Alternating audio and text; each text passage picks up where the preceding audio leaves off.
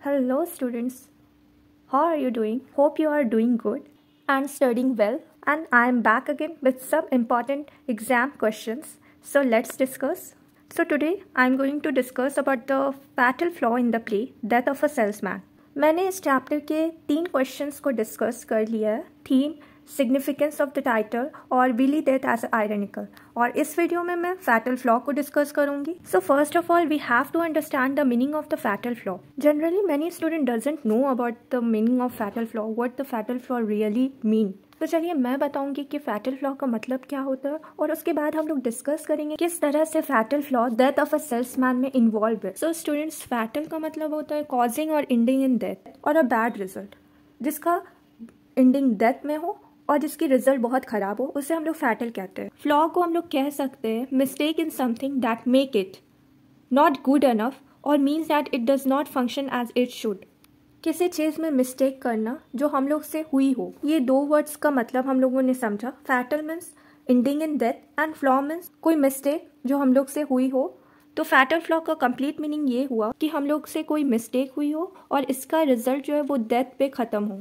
तो हम लोग देखेंगे कि डेथ ऑफ अ सेल्समैन में किस तरह से विली लोमैन ने किस तरह से मिस्टेक किया और उसकी मिस्टेक की वजह से उसे डेथ को फेस करना पड़ा at the end of the play.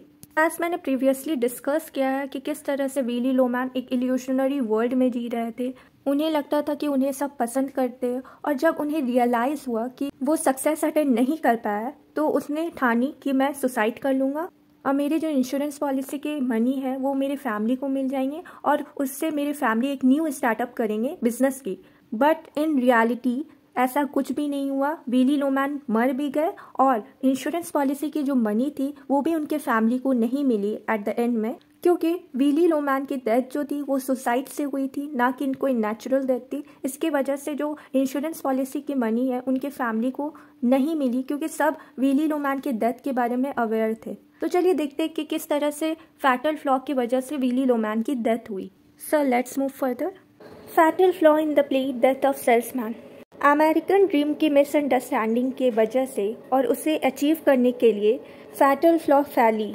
Classical tragedy account में एक महान इंसान की फॉल क्योंकि उसके ट्रैजिक फ्लॉ की वजह से. आर्थर मिलर ने अपने ऑडियंस को अलर्ट किया है इस प्ले के फैक्ट को लेकर कि उनकी प्ले ट्रेजेडी है by titling it death of salesman, but identically a main character does not appear to be a great man. इस टाइटल को देखकर कोई भी सोचेंगे कि ये बहुत अच्छा ट्रेजेडी है जिसमें एक ग्रेट मैन होंगे, बट आइडेंटिकली इस प्ले के जो मेन कैरेक्टर है वो कोई महान इंसान नहीं है. इंस्टेड हम लोगों के मेन कैरेक्टर विली लोमैन एक सुपरफिशियल डिल्यूशन मैन है जो अपना prime time as a salesman बिताए.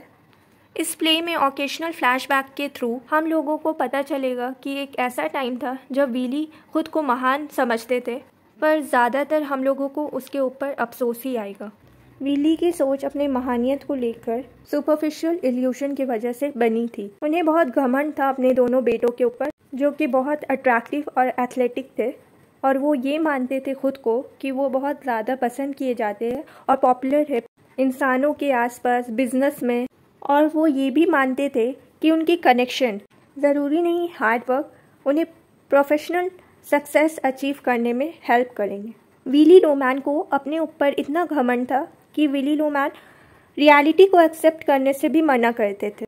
और रियलिटी की बात करें तो सक्सेस हमेशा हार्ड वर्क चाहती है, ना कि दूसरों के द्वारा पसंद किया जाना. इसी मिसअंडरस्टैंडिंग की वजह से विली लोमैन ने इस चीज़ को गलत वे में ले लिया अमेरिकन ड्रीम को अचीव करने के लिए.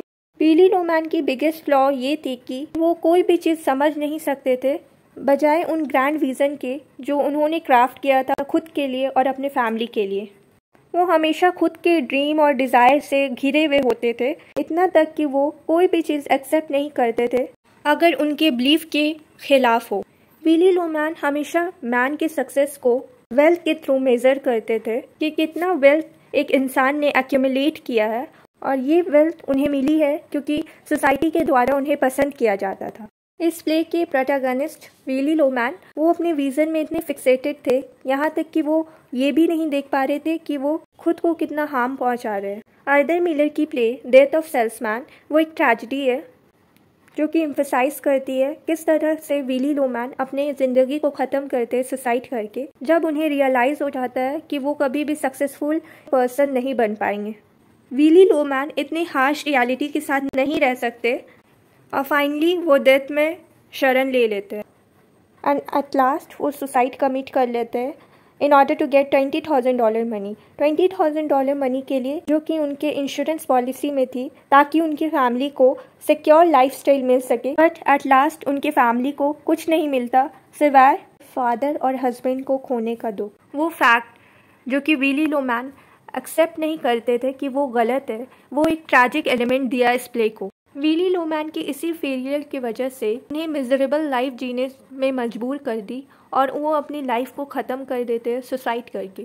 आर्थर मिलर की प्ले ट्रेजेडी है जो कि विली लोमैन पे बेस्ड नहीं है सिर्फ और सिर्फ, अदर कैरेक्टर जैसे कि उसकी फैमिली में भी बेस्ड है।